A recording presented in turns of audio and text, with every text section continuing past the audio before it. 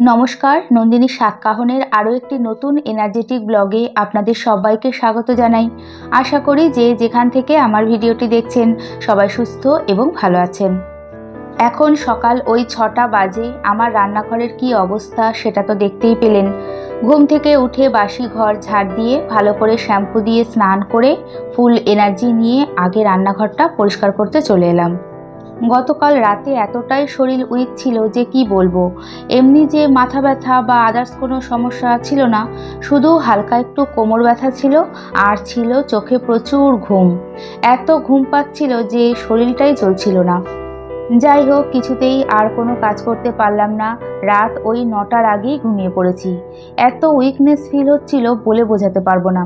রাতে রুটি করে ভিডিও এডিট করতে করতে ঘুমিয়ে পড়েছিলাম, যার ফলে সকালে আমার জন্য এক সিঙ্ক বাসন অপেক্ষা করছিল। রাতে সমস্ত বাসন ছিল, মেয়ে ওর বাবাকে খেতে দিয়েছিল সেই সমস্ত বাসন। এই তো এখন মেজে ধুয়ে পুরো রান্নাঘর ক্লিন করে নিলাম। তারপর এক গ্লাস গরম জল খেয়েছি আর মেয়ে চিয়া সিড ভিজিয়ে রেখেছিল। দুধ, ওটস, কলা আর চিয়া সিড দিয়ে মিশিয়ে একটু ফ্রিজে রেখে দেবো। এটাই হবে আজকে সকালের আমার ব্রেকফাস্ট।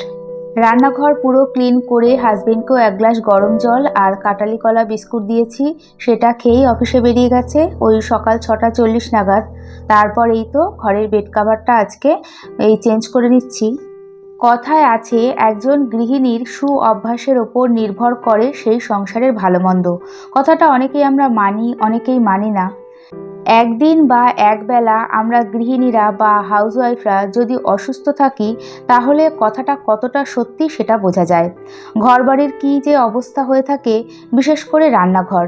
হেল্পিং হ্যান্ড থাকলেও তাহলে তো সে বাসন টাসন মেজে ধুয়ে দেবে, কিন্তু বাড়ির আদার্স লোকেদের খাওয়া দাওয়ার ভীষণ অসুবিধা হয়ে যায়। আমি যেমন যত রাতই হোক না কেন রান্নাঘর পুরো পরিষ্কার পরিচ্ছন্ন করে তারপরে ঘুমাতে যাই। সকালে ওই এঁটো বাসন মাজতে একদমই ভালো লাগে না। তার উপর পোকামাকড় আরশোলার উৎপাত থাকে, রোগ ব্যাধি সবই হয়। যাই হোক, সকালে কতটা টাইম নষ্ট হলো। রান্নাঘর ক্লিন না করে এক গ্লাস গরম জলও করতে পারছিলাম না। আর যাদের সকালে রান্না থাকে তাদের তো আরও টেনশন কাজ করে। ঘর বাড়ি পরিষ্কার পরিচ্ছন্ন রাখা, গুছিয়ে কাজ করার মধ্যে একটা লক্ষ্মীশ্রী ভাব থাকে। যে কেউ ঘরে আসলে যে পজিটিভ ভাইবসটা পায় সেটাই হলো অ্যাকচুয়ালি আমাদের লক্ষ্মীশ্রী। যাই হোক, এদিকে বেড কাভারটা চেঞ্জ করে নিলাম। এই বর্ষার ওয়েদারে বেড কাভার চেঞ্জ করলে ঘর ভীষণ ফ্রেশ লাগে। এই তো সব ঘরগুলো ডাস্টিং করে নেব। কয়েকদিন আগে রূপা ঘোষ কমেন্টস করেছিল, তোমার ইনভার্টারটা কিভাবে রেখেছো একটু ডিটেলে দেখাবে প্লিজ। আমি না ভয়ে হাত দিতে পারি না, ফলে যথারীতি নোংরা হয়ে যাচ্ছে। ব্যাটারির জলটা হাতে লেগে যাওয়ার ভয়ে। তোমরা সবাই ভালো থেকো। এই তো রূপা দেখো, আমি তো প্রায় দিনই ওপরটা একটা শুকনো কাপড় দিয়ে যেটুকু ধুলো পড়ে পরিষ্কার করি। এর আগেও দেখিয়েছি, আমার তো কোনো প্রবলেম হয় না। আর এই যে ফ্লাগের জায়গাটাও মুছে নিই। আর এই তো ইনভার্টারে জল দেওয়ার জায়গাটা, ব্যাটারিটা তো এই বক্সের ভেতরে থাকে, এটা রেগুলার পরিষ্কার করার দরকার হয় না। আর হলুদ ক্যাপের মতো এগুলো ঘুরিয়ে ঘুরিয়ে খুলে ছোট্ট একটা কিছু দিয়ে জল দিই। আজকে প্রয়োজন পড়লো না তাই আর খুলে দেখাতে পারলাম না। জল তো দিতে হয় অনেক দিন পর পর। আর হ্যাঁ, এই জল হাতে লাগলে কোনো ভয়ের কিচ্ছু নেই, কোনো অসুবিধে হয় না। নর্মাল জলের মতো তুমি নিজেই করতে পারবে, আর এতে ভয়ের কিচ্ছু নেই। তাও ভয় লাগলে করো না। যাই হোক, ভালো থেকো। আর যখন পরিষ্কার করবে একটু সাবধানেই করো তুমি। এখন এই তো সোনা কলেজে যাবে, ও টিফিনের জন্য আলু ভেজে নিচ্ছি। আলু ভাজা আর রুটি নিয়ে যাবে। আজকে রান্নাবান্না বা অন্য কোনো কাজকর্ম সেইভাবে কিছু শেয়ার করলাম না। আজকে ঘরের বেশ কিছু কন্টেনার মেজে ধুয়ে পরিষ্কার করে নেব। এতে অনেকটা সময় লাগবে, আর সব কিছু শেয়ার করতে গেলে ভিডিওটা অনেক বড় হয়ে যাবে। যাই হোক, এই তো পেঁয়াজ দিয়ে আলু খুব নরম নরম করে ভেজে নিয়েছি। আর এই তো 3টে রুটিও হয়ে গেল। এবার টিফিন বক্সে ভালো করে রেখে দেব, যখন যাবে নিয়ে যাবে। এদিকে রুটিটা করে অফ ক্যামেরায় ভাত আর মাছের ঝোলটা করে সমস্ত বাসন কোসন মেজে ধুয়ে নিয়েছি। আসলে রান্নাঘরের সমস্ত কন্টেনার তো ওই প্রতি মাসে পরিষ্কার করা হয় না, অল্টার করে পরিষ্কার করি। আর এ মাসের প্রথম দিকে সেইভাবে কিছুই ক্লিন করা হয়নি। বৃষ্টির মধ্যে আর টাইম বের করে উঠতে পারলাম না। আর এই বৃষ্টিতে না কোনো কিছুই সেরকম ভালো লাগে না করতে, করব ভাবলেও করতে ইচ্ছে করে না। তো ভাবলাম যাক, যতগুলো পারি আজকে সব পরিষ্কার করে নেব। প্রথমে এই তো ছোট ছোট কন্টেনারের মধ্যে যা যা ছিল সব কিছু এই ছোট ছোট বাটির মধ্যে ঢেলে ঢেকে রেখে দেব। এদিকে প্রিয়াঙ্কা সাহানন্দী কমেন্টসে লিখেছে, তোমার ভিডিও যে আমাকে কতখানি মোটিভেট করে বলে বোঝাতে পারবো না। খুব ভালো থেকো দি, তুমি, সোনা আর দাদাকে নিয়ে। তোমাদের কিছু কিছু কমেন্টস পড়ে এত নিজের মনে হয় কি বলবো। তোমরা আমার ভিডিও দেখে যতখানি না মোটিভেট হও, তার থেকে বেশি আমি মোটিভেট হই তোমাদের কমেন্টসে, তোমাদের ভালোবাসায়। বর্তমানে দেখবে আমরা সবাই অল্পতেই মন খারাপ করে ফেলি, কিছুই ভালো লাগে না। বিশেষ করে ঘরে থাকলে এই জিনিসটা বেশি লক্ষ্য করা যায়, তখনই আমাদের মোটিভেট হওয়ার দরকার হয়। তা যাই হোক, ভালো থেকো, আরও ভালো ভালো কমেন্টসের অপেক্ষায় রইলাম তোমার। এই তো সব কন্টেনারগুলো ভালো করে পরিষ্কার করে ধুয়ে একটা গামলায় জল ঝরতে রেখে দেবো। তারপর আবার একটা শুকনো কাপড়ের ওপর উপর করে রাখবো, তাহলে তাড়াতাড়ি জল ঝরে শুকিয়ে যাবে। দুপুর বা বিকেলের অপেক্ষা করব না, এ বেলাতেই সব কিছু শুকিয়ে গেলে ভালো করে মুছে গ্রসারি জিনিসগুলো ঢেলে রেখে দেব। এই সমস্ত কাজ দেখবেন বাড়িতে যখন লোকজন কম থাকে, অন্যান্য কাজের টেনশন কম থাকে, তখন শান্ত মনে করে নিলে ভালো হয়। এদিকে হোম কুকিং থেকে কমেন্টস করেছে আমাকে, তোমার ভিডিও আমার খুব ভালো লাগে নন্দিনী। আমি দীর্ঘদিন আমার চ্যানেলে রেসিপি শেয়ার করি না। আসলে গত বছর আমার শাশুড়ি মায়ের দেখাশোনা করার জন্য শ্বশুর বাড়িতে ছিলাম, ওখানে রান্নার লোক ছিল। তারপর শাশুড়ি মা মারা গেলেন, কিছুদিন পর আমার বাবাও মারা গেলেন। এখন আর ভিডিও করার এনার্জি পাই না, খুব খারাপ লাগে জানো। চ্যানেলটা আমার মনিটাইজ চ্যানেল, জানি না শুরু করতে পারবো কি না।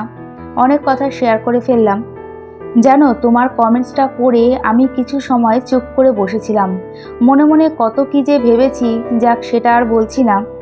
এই জন্যেই আগেও চ্যানেলটা আমি আমার অন্য আইডি দিয়ে সার্চ করেছি, খুঁজে পাচ্ছিলাম না। যাই হোক, আজকে অনেক খোঁজার পর পেলাম। এইরকম কাজ কেউ করে বলো তো? মনিটাইজ চ্যানেল যখন, মাঝে মাঝে ভিডিও দিতে পারতে। কত পরিশ্রম করেছো এই চ্যানেলটার পিছনে।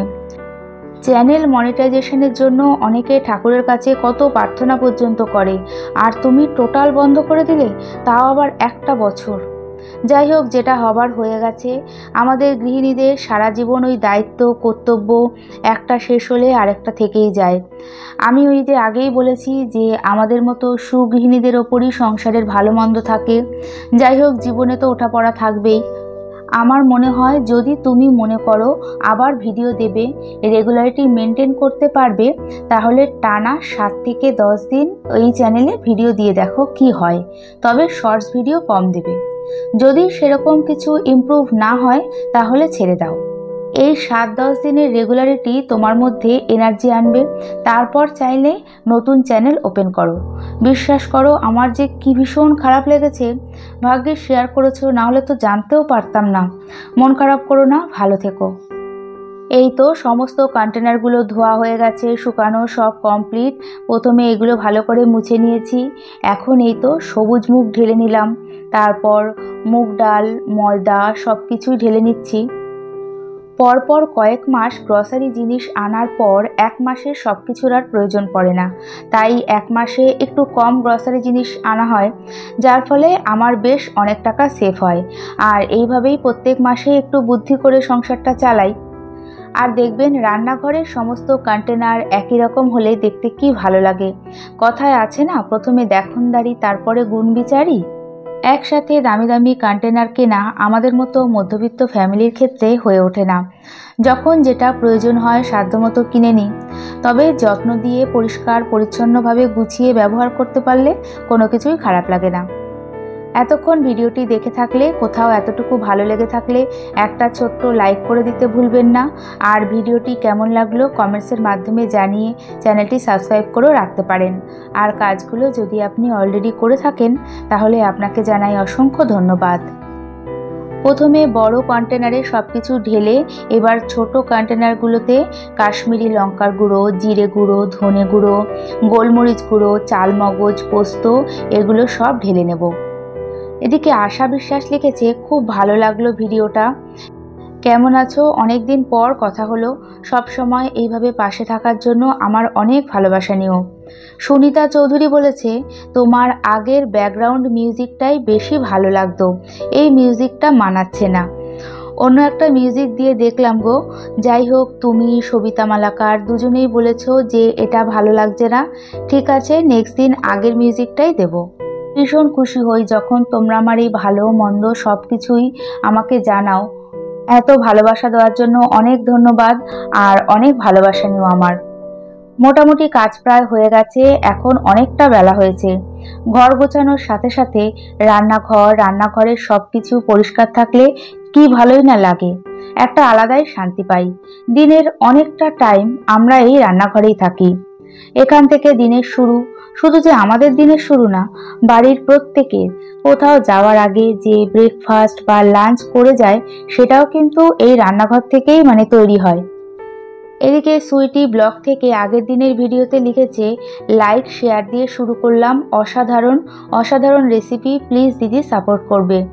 Thank you so much sweetie. আমার ভিডিও যখন কেউ শেয়ার করে সেটা ভাবতেও ভালো লাগে। এই তো তোমার নামটা নিলাম, ভালো থেকো। আর মৌমিতা রান্নাঘর থেকে লিখেছে, দিদি ভাই তোমার ভিডিওটা দেখলাম, খুব ভালো লাগলো, আমার পাশে থেকো, রাধে রাধে। রাধে রাধে মৌমিতা, ফার্স্ট কমেন্টস করার জন্য অনেক ধন্যবাদ, ভালো থেকো। এইভাবে সবকিছু গুছিয়ে নেওয়ার পর ভীষণ ভালো লাগে। একমাত্র গৃহিণীরাই বুঝবে যে এর কতটা শান্তি। তবে ওই যে এ মাসে করতে হলো, সামনের মাসেও করতে হবে, এইভাবে ওই 15 দিনে মাসে একবার করে সব কিছু ক্লিন করতেই হয়। একবার করে যদি 5-6 মাস বা 7-8 মাস পর করা যেত কি ভালোই না হতো, তাই না? যাই হোক, আপনাদের ভিডিওটা কেমন লাগলো অবশ্যই জানাবেন। এরই সাথে আবারও দেখা হবে এই আশা নিয়ে আজকে ভিডিওটি এখানেই শেষ করছি। এতক্ষণ আমার সাথে থাকার জন্য অনেক ধন্যবাদ।